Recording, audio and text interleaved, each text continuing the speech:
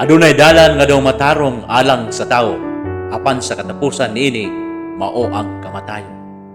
Og mao kini ang hinungdan nga nahimugsog kining maong tulumanon aron ipahayag ang plano sa Dios sa tinago nga naghimo sa tanang mga butang nga iyang gililong sulod sa daghang mga katuigan. Kini nga programa namugna aron itudlo ang pustong pagbahin-bahin sa pulong sa kamatuoran. Kini ang oras sa grasya.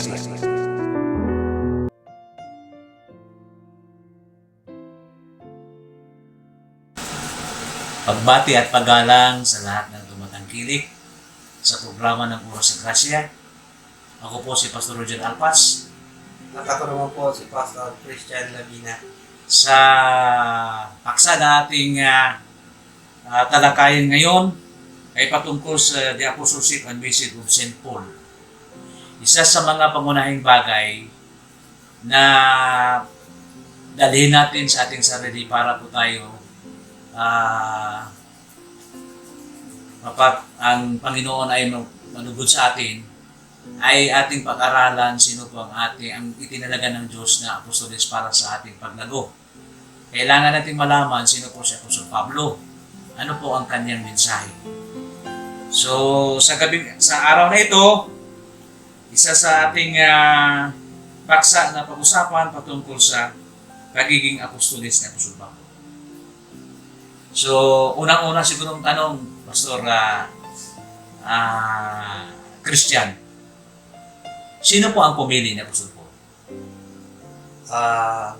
Isa po yan na magandang tanong, Pastor. Marahil tinatanong ng nakararami na sino ba ang pumili kay Apostol Pablo o baka pinili si Paul ni Apostol Peter para ipalit kay Judas.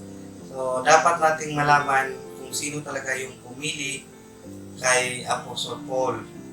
So, dapat natin i-consider yun. Siguro, Pastor, sa Book of Acts chapter 9, try natin siguro balikan ang kasaysayan ng buhay ni Apostol Paul. So, sa Acts chapter 9, mula sa verse 1 hanggang sa mga following verses up to 15, makikita po natin yung sequence kung paano na-encounter ni Apostol Paul mismo ang Panginoong Jesucristo sa road to Damascus. Kasi from Jerusalem to Damascus, nag-travel si Apostol Paul para usigin o i-persecute ang mga mananampalatayang Kristiyano sa kanyang panahon. So, in that moment, nagpakita ang Panginoon sa kanya sa road to Damascus. So, yung sagot sa tanong, Pastor, ang Acts chapter 9 ang malaking vital na mga verses o ang makasaysayang chapter sa Biblia na mismo ang Panginoong Jesucristo ang nagpakita kay Apostol Pablo. Meaning, ang Panginoong Jesucristo ang nagbigay o ang nagtawag kay Apostol Pablo. Gire-echo niya lang yung Pastor sa Galatians chapter 1 verse 1. Kung atin po yung babasahin, ang Galatians chapter 1 verse 1, ito po ang sabi, Paul, an apostle, not of men, neither by man, but by Jesus Christ and God the Father, who raised him from the dead. So, by the Lord Jesus Christ and by the Father, sabi niya, who raised him from the dead. So, meaning, ang Panginoong Jesucristo ang nagtawag o ang nagbigay ng title kay Apostle Paul as an apostle. So, si Apostol Pablo ang pumili po sa kanya, hindi yung tao, not of men, Opo. neither by man, no? Bakit binigyan diin na sinasabi ng Apostol Pablo, not of men o neither by man? Sapagkat mayroon itong koneksyon patungkol sa yung kapalit ni Judas, Pastor. Opo. Kasi si Judas, by human responsibility and God's sovereignty, dalawa yon, the sovereignty of God and the human responsibility. Opo. Kasi nang napatay si Judas, kailangan mayroon talagang ipalit sa kanya. At kasi karamihan sa ating mga lingkod ng Panginoon, patungkol sabi pa nila, ang kapalit ni Judas ay si Apostol Pablo. Ngunit kung tingnan natin sa Book of Acts, Hindi po si Apostol Pablo. Kaya nga sinabi ng Apostol Pablo sa Galatians chapter 1 verse 1, Paul, an apostle. Sino po si Pablo? Bago siya nag-apostoles, ay siya po isang taga-usig. Sabi mo kanina. At tinawag, habang siya inusig niya yung mga mananampalataya sa Kingdom Believer, nakaabot siya sa daan ng Damascus, no? Labas sa Jerusalem. At doon siya na-encounter niya ang presensya ng ating dakilang ni Isu Kristo, no? Jesus Christ. So yun siya sabi, not by men, neither by man. Sabi naman siya, but by Jesus Christ and God the Father who raised him from the dead. So dalawa po dito ang nagawa siya ng bigay bilang apostol, no? By Jesus Christ and God the Father who raised him from the dead. So, isa yan, no, sa mga importante sa ating paglago. Kailangan malaman natin kung sino ang ating apostoles bilang mananampalataya, sapagkat isa yan sa pangunahing katotohanan para po natin masundan kung ano yung mga bagay na makalugod kayo sa ating Diyos.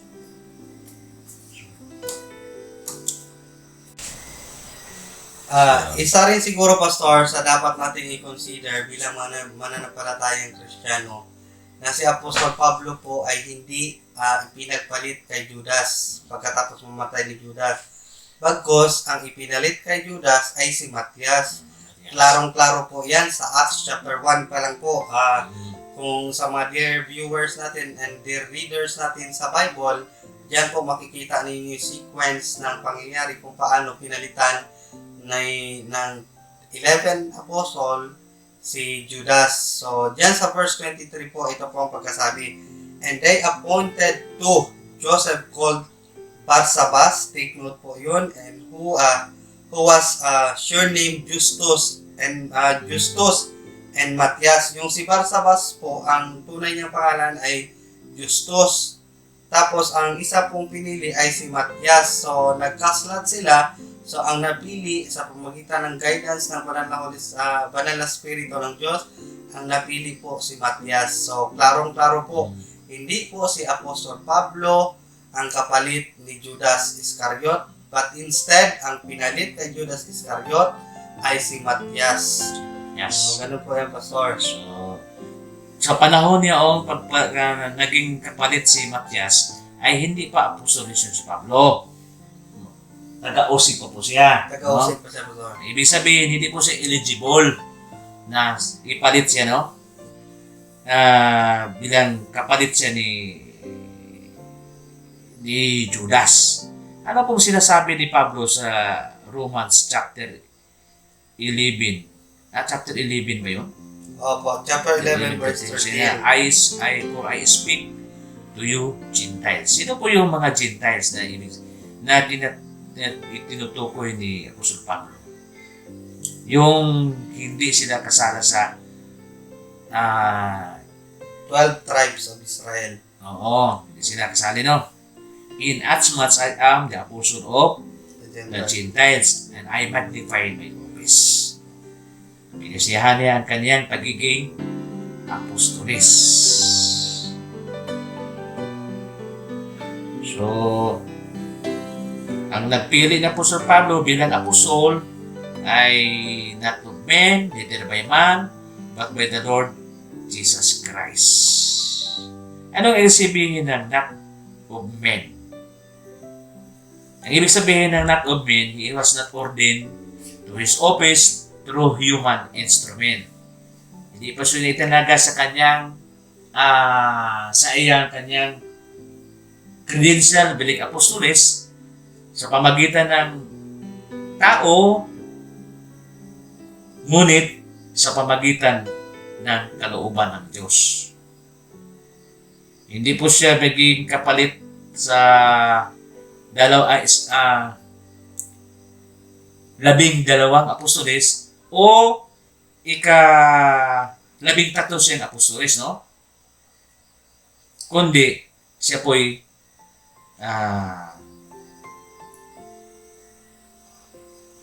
appointed siya, i-appoint siya as apostles of the Gentiles. Balikwan kasi, Pastor, isa sa dapat nating i-consider, traditionally, ang nation Israel kasi noon may paniniwala na kapag ikaw pinili na magiging leader, dapat ordain ka ng mga elders. Ganun po yun. So, meaning, si Apostol Pablo po, hindi siya ordained by the elders, but instead, mismo ang Panginoong Jesucristo ang nag-ordain sa kanya para maging apostol ng mga hintil. Klaro po yan sa mga binigay natin ng mga verses. At saka yung paniniwala ng iba, kung hindi ipinagpalit si Apostol Pablo kay Judas Iscariot, malamang siyang ika-13 na apostol. So yan po yung mga dapat nating isipin, mga dear viewers, na hindi po ika-13 si Apostol Pablo. Kung sasabihin nila ang hintil lang ika-13, hindi po kasali yun sa tribo ng nation Israel. Kasi mismo ang Biblia, separate ang nation Israel sa mga hintil. Aside sa 12 tribes, wala na pong ibang miyembro ang nation Israel. But instead, ang kabila noon ay mga hintil na. Kaya si Apostol Pablo gi-appoint or in-appoint ng Panginoon na magiging apostol para sa mga hintil. Kung sa Tagalog pa, kinasiyahan ko ang aking pagiging apostol. So, kung sa traditional view, no? Sa traditional view, ang gusto nila na maipalit ni Judas ay si Apostle Paul. Ngunit in biblical view, ang kapalit ni Judas ay hindi si Apostle Pablo kundi si Matthias. Saan po na-encounter ni former Saul si Apostle Pablo? Saan po niya na-encounter ang presensya ng dakilang Diyos? At the road of Damascus, no? Opo. Para po i-appoint siya bilang apostolis ng mga hentil. Bakit kailangan ng apostolis ng mga hentil? Sa panahon ng 12 apostol, sa panahon ni Kristo at sa 12 apostol, wala pong apostolis ang mga hentil, no? In the prophetic program. So, ang ibig sabihin, sa panahon ng Apostol Pablo, mayroong bagong programa ang Panginoon, no? So, may bago siyang programa, bagong mensahe, at bagong apostolis. Sino po yung bagong apostolis? Si Apostol Pablo.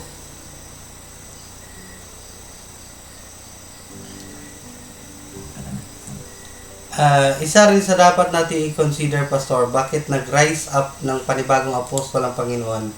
Kasi sa prophetic program ng Diyos, in the rise up of the nation Israel, magiging blessing sila sa buong sanlibutan.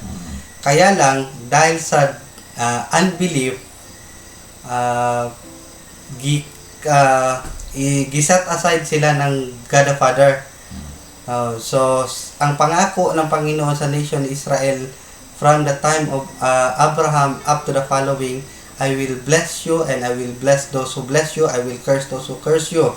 So, through thy seed, sabi niya, all the nations will be blessed. Yun yung pangako ng Panginoon kay Abraham. Pero dahil sa mga sumunod na mga henerasyon, mas maraming mga henerasyon ang hindi sumunod sa kautusan ng Diyos, itinakwil o hindi tinanggap ang kalwalhatian ng Panginoon. Nung panahon ng God the Father, humingi sila ng taong hari. So, simbolo, nag-set aside lang God the Father, pinili nila ang tao na mag-lead sa kanila. That is the time of King Saul of the nation Israel before the time of David. Then, pinangakuan ulit sila ng Panginoon na may darating pang isa na maghahari sa nation Israel, ang promised king o ang Messiah, pero pinako sa cross ng Kalbaryo. And then, sabi nga niyan sa Book of John, the following na darating, yung counselor. Pero pagdating sa Acts chapter 7, binato nila si Stephen na punong-puno ng banal na spirito. So, symbol or patunay lang na ang nation Israel, 3 times nilang giset aside ang kapangyarihan o ang kalwalhatian, ang pangalan ng Panginoon in the person of Trinity. So, hindi natupad yung pangako o yung inaasahan ng Panginoon sa kanila na sa pagtaas ng pangalan ng bansang Israel ay pagpapalain niya ang buong sanlibutan. Kaya, nag-raise ng panibagong apostol ang Panginoon, and that is the Apostle Paul. Kung kaya, malayong-malayo po yung sinasabi ng iba, Pastor, na ika-13, ipinagpalit si Apostol Pablo, or kapalit ni Apostol Pablo kapalit ni Judas Iscariot si Apostol Pablo. Malayong-malayo po. Kasi ganun po yung diligent na klase ng pag-aaral ng salita ng So sa pag-raise up ng Panginoon ni Apostol Pablo bilang apostoles sa mga Hentil, indikasyon na din na mayroong bagong programa ang Panginoon para sa sanlibutan. No? At ang bagong programa ay yung tinatawag na the dispensation of the grace of God.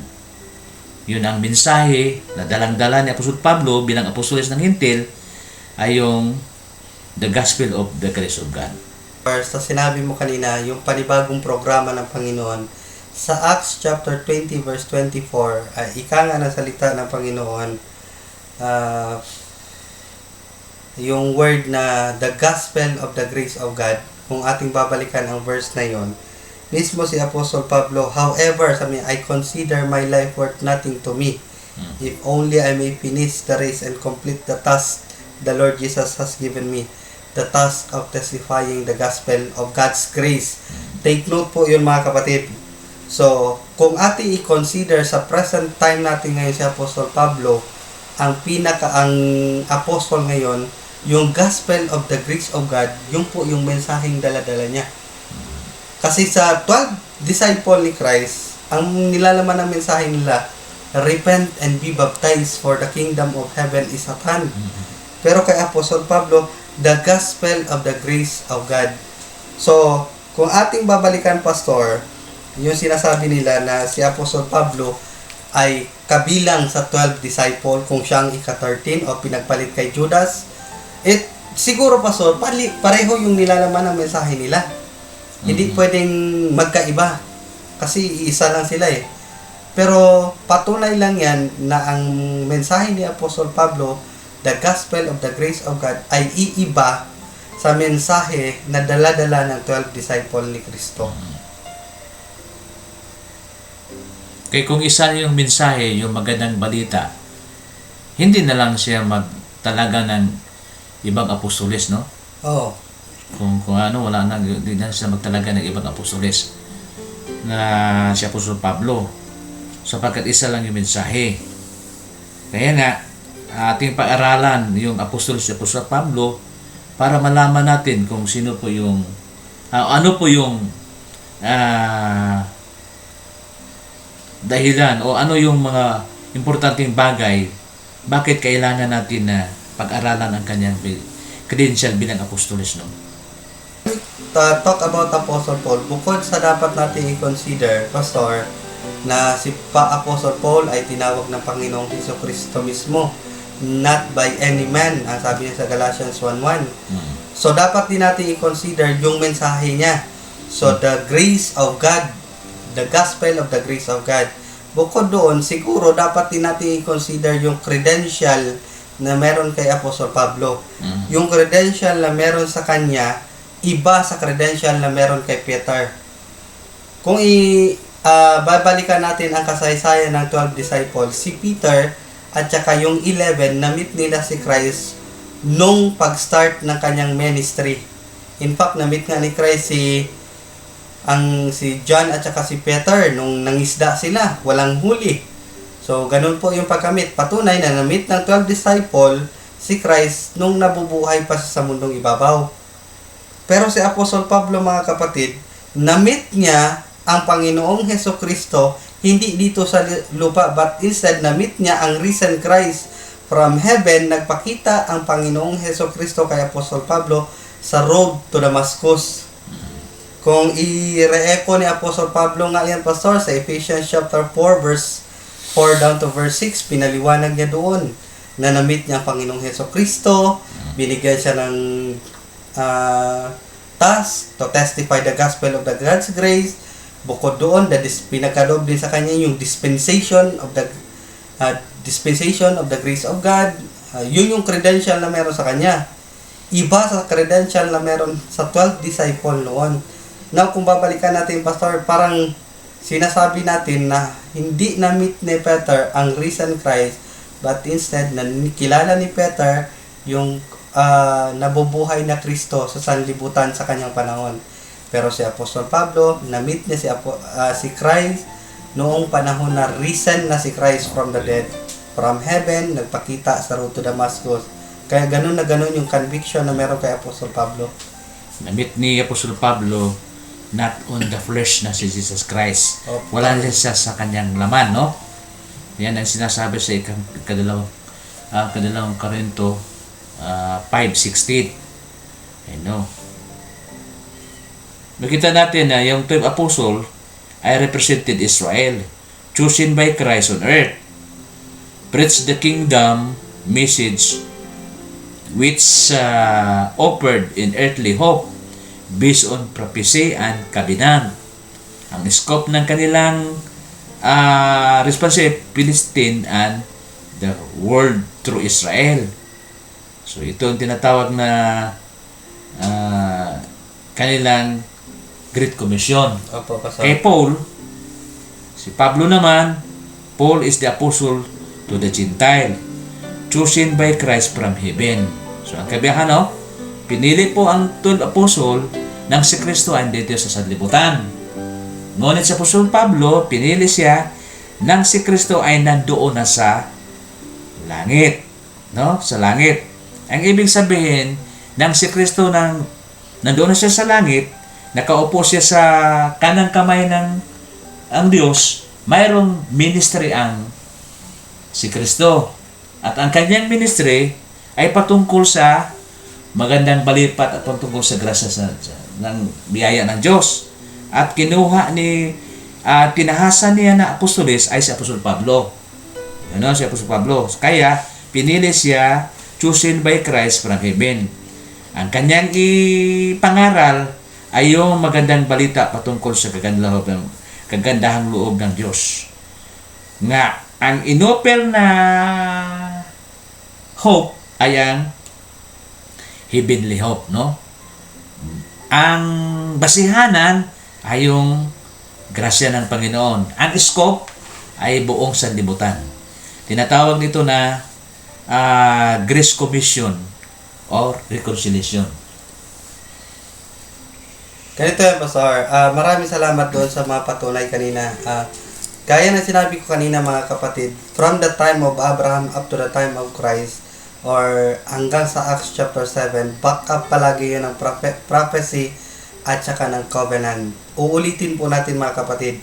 Example na mga prophecy, yung kamatayan ni Kristo, nag-prophesy na ni Isaiah noon pang panahon. Isa po yan sa mga example. So, yung pagdating ni Kristo sa sanlibutan, hindi po yun sorpresa, but instead, prophecy yun ng Panginoon sa pamagitan ng mga propeta. Noon pa man, sa early generation ng nation Israel, pinangako na ng Panginoon sa kanila na one day darating yung Emmanuel, o yung tinatawag na God, na the Prince of Peace na tinatawag. Christ is my salvation.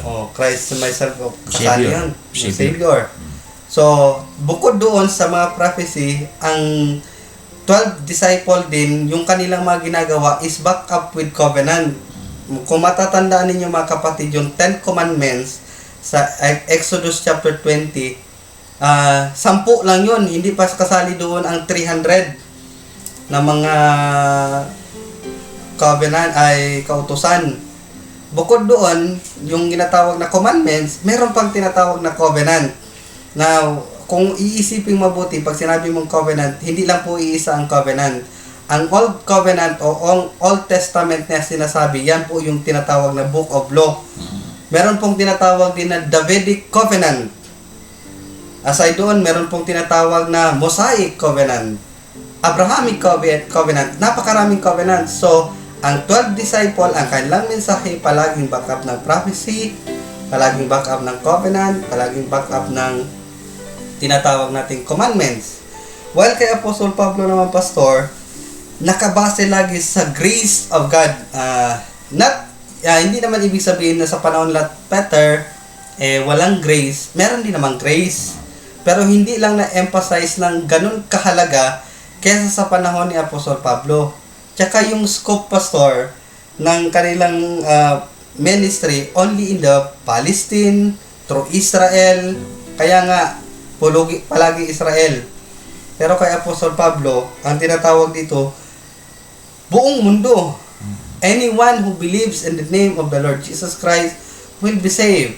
The death, burial, and resurrection of the Lord Jesus Christ na nilalaman ng kanyang mensahe will be saved. Ganun po yun. Yung tinatawag na Commission of Reconciliation. Mismo ang Panginoon ang nakikipagbati sa sanlibutan sa pamagitan ng pangalan ng Panginoong Hesukristo. Sabi ko kanina, Pastor, palaging nakasentro sa Israel, no? Kaya nga sa panahon ng tinawag ni Christ o ni Jesus, yung 12, ang kanyang utos na puntahan ninyo ang mga nawalang tupa ng Israel. At huwag kayong tatapak at dumaan. Ang ibig sabihin, huwag ninyong sayangin ang inyong lakas. Huwag kayong mangaral sa Kanya patungkol sa magandang balita patungkol sa kaharian ng Diyos, sapagkat hindi iyan ang utos ko sa inyo, kundi inuutusan ko kayo para sa nangawalang tuta ng Israel. So,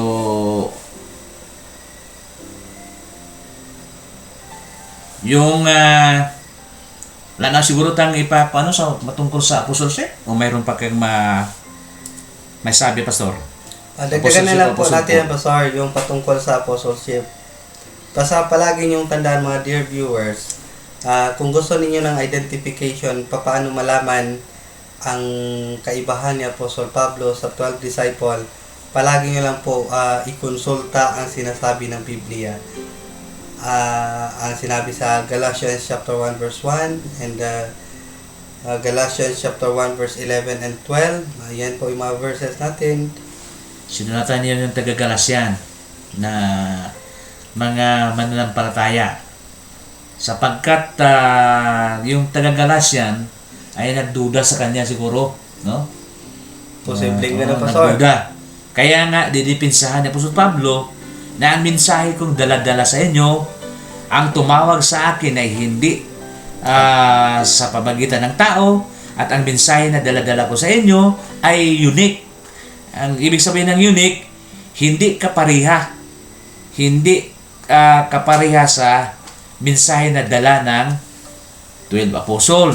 Iba ang aking mensahe, sapagkat ang mensahe na natanggap ni Apostol Pablo ay si Kristo ay nandoon na sa langit. Yung mensahe naman sa 12 apostol nang si Kristo ay nandito sa sanlibutan, no? So yung mensahe niya may kaibahan, kaya nga I certify you. But I certify you. Ito ay, kung certify, ibig sabihin talagang buhis buhay ang ibig sabihin niya. Kailangan patutunayan ko ito na mga kapatid, na ang magandang balita na dalang-dala ko ay hindi nagmula sa tao. Neither natanggap ko sa pamagitan ng isang tao. So, neither I was taught it. Hindi po ito tinuruan po ako, kundi ito ay sa pamagitan ng by the revelation of Jesus Christ. Kagaya na sinabi mo kanina, or paulit-ulit natin sinabi yung word na direct revelation of the Lord kay Apostol Pablo, revelation of the Lord Jesus Christ. Ika nga niya sa Galatians chapter 1 verse 11 and 12. Kasi ganito yan, marahil example ng iba yung mga vision na sinasabi. Example, ang Ezekiel, Book of Ezekiel, kadalasan sinasabi ni Ezekiel. Tapos yung word na direct revelation naman, mga kapatid, kay Apostol Pablo, hindi man natin pwedeng speculate kung anong klaseng revelation. Basta ang sinasabi ng Biblia, mismo ang Panginoong Hesukristo sa pamamagitan ni Apostol Pablo sa kanyang mga pagsusulat, pinakita or gi-revealed ng Panginoon ang kanyang mga plano para sa mga hintil. Yun po yung para bang Mismo ang Panginoon ang nag-instruct kay Apostol Pablo kung ano yung dapat niyang isulat. Kung kaya, yung sinasabi nila, baka posible pastor, na-receive lang ni Paul yung kanyang mensahe sa mga sulat ng 12 disciple. Posibleng ganun. O hindi ba kaya, baka sabihin ng mga taga-Galacia, baka galing lang yan sa tao. Mismo si Apostol Pablo ang nagsasabing direct revelation ang paggawa ng kanyang mga sulat. Hindi po yung kathang isip lang. So, ganun po yung mga pwede nating i-add sa mga ganung klase ng mga pag-iisip. Baka posible, tanungin ninyo, baka revelation or pinakita ng Panginoon. Sabi niya, but by the revelation. But by the revelation. So, may pinapahayag ang Diyos si Jesus Christ, no? Na bagong mensahe, no? Bagong mensahe sa bagong apostoles na sa Pablo, no? Yung bagong mensahe at yung bagong tinatawag na era na ang mensaheng ito ay hindi ko ibinigay sa 12 apostoles. Mismo ang Panginoon ang nagpakita o nag-reveal sa kanya patungkol sa kanyang anak para ipamahagi o iwali, i-preach ni Apostol Pablo sa mga hiten. Pag sinabi mong hiten, mga taong walang pinaniniwala ang Diyos or walang mga personal na relasyon sa Diyos.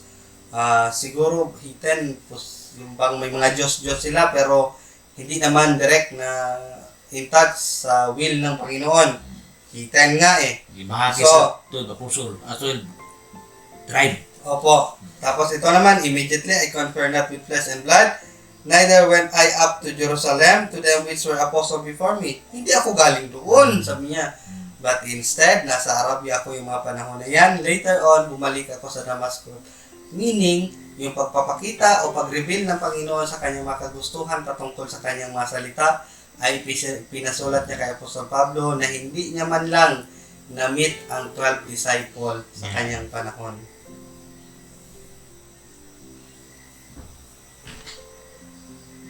So, patungkol sa kanyang unique na message, no? Bakit tinatawag na unique? Sapagkat hindi ito nagmula sa tao, hindi nanggaling sa kagustuhan ng tao, hindi na kinuha sa pamagitan na tinuro ng tao sa kanya, kundi ito ay isang revelation ng Panginoong Diyos, no? Tinatawag na direct revelation. So, yan ang Yung direct revelation, Pastor, para bang nakatanggap siya ng ABC na klase ng mga salita galing sa Panginoon, pwede natin sabihin speculate or ABC. Pero may vision din naman na nangyari kay Apostol Pablo. Yung sa 2 Corinthians chapter 12, I know a man. Sabi ganyan, vision din yun. Para bang pinapakita lang dito na yung vision na nangyari kay Apostol Pablo, hindi lang minsan niya na-encounter ang Panginoon. Yung vision na nakita niya dito ay separate sa vision na nakita ni Ezekiel sa kanyang panahon at ni Daniel. Yung vision na ito, vision mismo, personal, na experience ni Apostol Pablo, I know a man. Sabi niya ngayon yung namatay, dinala sa third heaven. Whether in the body or out of the body, vision yun. Pero siya rin yun. Parang nanaginip si Apostol Pablo na patungkol sa kanyang sarili rin yun. Isa yun sa example na pwede natin gamitin patungkol sa vision sa buhay ni Apostol Pablo. So, pwede rin yung ganun. Pero yung progressive or revelation, dahan-dahan din ang pakikitungo ng Panginoon kay Apostol Pablo patungkol sa pagpapasulat niya ng kanyang mga salita. Ang unang nasulat niya ng libro, ang 1 Thessalonians, kasi nga dahan-dahan yung revelation na pinakita ng Panginoon sa kanya. Hanggang sa siya na bilanggo, pinakitaan pa rin sa ng Panginoon na ang huling sinulat niya, which is the book of 2 Timothy. So, yun po yung mga bagay na kasi hindi bigla rin pagpapakita ng Panginoon ng revelation kay Apostol Pablo. So, yan ang bakit unique ang kanyang mensahe sapagkat Sa kanya lang ipinagkaloob. Kaya sabi, my gospel. Ano siya sabi niya, my gospel? According to my gospel. According to my gospel. Yan, sinabi niya, tahasan yan. Sinabi niya, according to my gospel. Ang ibig sabihin, siya lang po ang pinagkalooban ng mabuting balikan. So, Pastor, para sa mga dear viewers natin, para ma-identify natin yung pagiging apostol ni Apostol Pablo, so we need to compare kung ano yung mga sinabi ni Apostol Pablo mismo sa kanyang mga writing. I-compare natin ito sa mga sinabi mismo ni Kristo sa four gospel. So doon pa lang makikita natin yung unique apostleship ni Apostol Pablo. Tapos, kung gusto namin natin i-compare yung mensahe na dala-dala ni Apostol Pablo at sa 12 disciple, balik lang tayo palagi mga dear viewers sa mga sinulat ni Apostol Pablo. Pagkatapos, i-compare natin ito sa mga sinabi ni Christ nung nabubuhay sa sanlibutan ito kasama ang kanyang 12 disciple. So doon, makikita natin yung kaibahan. So, yung unique apostleship at saka unique message of the Apostle Paul, mismo tayo makaka-identify sa pamagitan ng mga binigay natin ng mga verses, identify natin doon ang kaibahan. Tinatawag na unique, ang kanyang mensahe, sapagkat ang kanyang mensahe ay nagmula sa langit. Hindi po nagmula dito sa sanlibutan na si Kristo ay nandito sa sanlibutan. Isa yan, no? Bakit po tinatawag na unique ang kanyang mensahe? Bakit tinatawag na unique din? Sapagkat ito ay hindi niya natanggap sa pamagitan ng 14 years later, I went up again to Jerusalem, this time with Barnabas. I took Titus along also. I went in response to a revelation and set before them the gospel I preach among the Gentiles. So, Pastor, ibig sabihin, pumunta siya sa Jerusalem 14 years later, hindi kay imbitahan siya ng 12 apostol doon, hindi na niya pwede. Peter, kundi sa pamagitan ng by revelation. Verse 2 na, di ba, no? Opo. Oo. And I went up by revelation. Ang nagiging pakay niya, communicated unto them that the gospel which I preach among the Gentiles. Muna siya, no? But privately to them which were of reputation. Sino yung may reputation sila? Lest by any means I should run o had run in vain. Dili kay para pataas niya ang sarili na mayroon akong revelasyon na kung ano.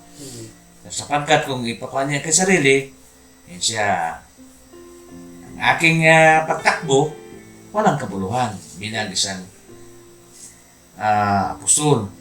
Ano ang kanya rason sa verse 3? But neither Titus who was with me, being Greek, was compelled to the circumcised. Muna niyan nilang kung ano, meron silang mga Requirement. sagutan sila dito, no?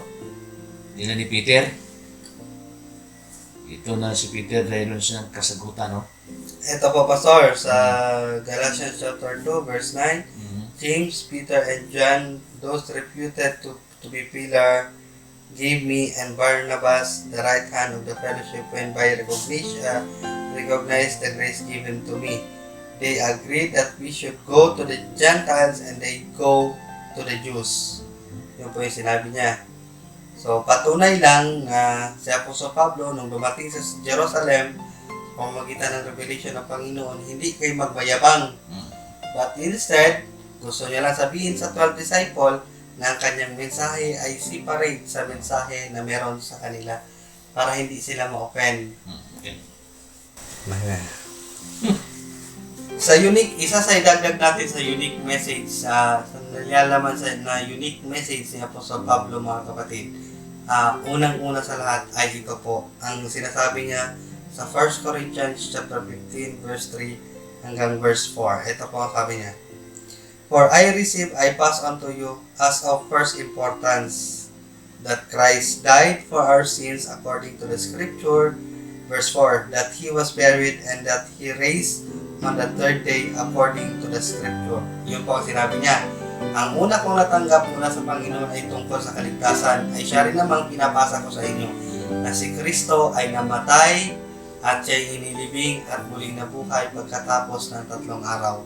So, yun po yung una sa nilalaman na unique message of the Apostle Paul, na si Kristo ay namatay para sa ating kasalanan, bayad ng kasalanan. Siya ay inilibing para iwaksi ang kapangyarihan ng kasalanan. Muli siya nabuhay pagkatapos ng 3 araw para magkaroon ng buhay ang taong mananampalataya sa kanyang pangalan. So, yun po yung pinakauna. Aside sa unique message ni Apostle Pablo, mga kapatid, ay sinasabi niya dito sa Book of Romans. Book of Romans chapter 6 verse 3. Mag-start po tayo dito, mga kapatid. Romans chapter 6 verse 3 hanggang verse 4. Sabi niya, or don't you know that all of us who were baptized into Christ Jesus were baptized into His death? Parang katunog lang ng 1 Corinthians 15 kanina. Sabi niya ganyan, were baptized into Christ's death. Verse 4, we are therefore buried with Him through the baptism into death, in order that just as Christ was raised from the dead through the glory of the Father, we too may live a new life. Isa po yun sa mga nilalaman na unique message of the Apostle Paul, the gospel of the grace of God. Now, kung ikaw ay willing tanggapin ang offer ng Panginoon, mga kapatid, patungkol sa kaligtasan, napakasimple lang po ang formula ng Diyos. Maniwala lang tayo na si Kristo ang namatay sa ating mga kasalanan, siya ay inilibing at muling nabuhay pagkatapos ng 3 araw. Isa po yun sa patunay na ang mensahe ni Apostol Pablo ay naiiba sa mensahe ng 12 disciple. Ganun lang po yun. So, again, uulitin po natin, ang apostleship ni Apostol Pablo ay hindi ikompronta o pinagkaloob ng 12 disciple, but instead, mismo ang Panginoon ang tumawag sa kanya. And again, yung mensahe niya, patunay lang, mga verses na binuksan natin kanina, ay hindi binigay ng 12 disciple, but instead, tinanggap niya rin by revelation from the Lord Jesus Christ. So, the unique apostleship of the Apostle Paul and the unique message of the Apostle Paul. Yun lamang po. Hanggang sa muli, ako po si Pastor Christian. Hello everyone! Thank you for watching our video.